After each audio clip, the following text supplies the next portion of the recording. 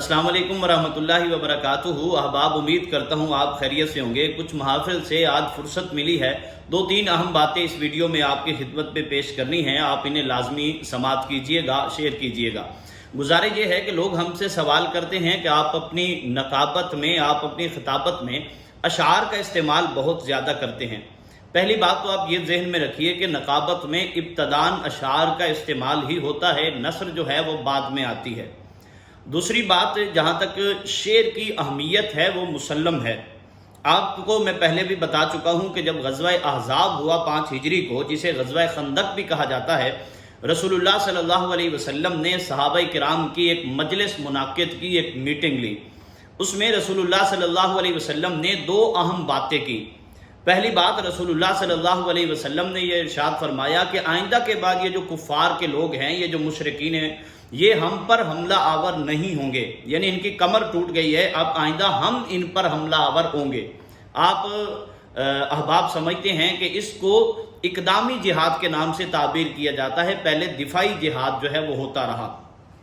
दूसरी बात जो रसूलुल्लाह सल्लल्लाहु अलैहि वसल्लम ने इरशाद फरमाई वो ये थी कि आइंदा के बाद ये जो कुफार हैं ये ज़ुबान के ज़रिए हमारा मुकाबला करेंगे, यानी दीगर जो कबाइल हैं इनको हमारे खिलाफ भड़काएंगे ज़ुबान के ज़रिए। क्योंकि अरब को अपनी ज़ुबानदानी पे नाज था, तो रसूलुल्लाह सल्लल्लाहु अलैहि वसल्लम ने सहाबाए किराम से पूछा, क्या आप इसके लिए तैयार हैं?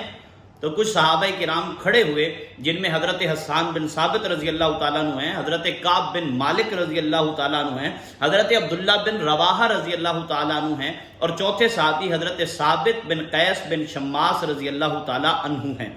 अब हज़रत हस्सान के बारे में तो आप पढ़ चुके हैं कि रसूलुल्लाह सल्लल्लाहु अलैहि वसल्लम ने शमाइल तिरमिज़ी में सैयदा आयशा रिवायत फरमाती हैं कि उनके लिए मिंबर रखवाया, हज़रत हस्सान को मिंबर पर बिठाया, और साथ अब खुद फरमा रहे हैं, इन्नल्लाह युअय्यिदु हस्सान बिरूहिल कुदुस, के अल्लाह रब्बुल इज़्ज़त जिब्रील अमीन के ज़रिए हज़रत हस्सान की मदद फरमाएंगे।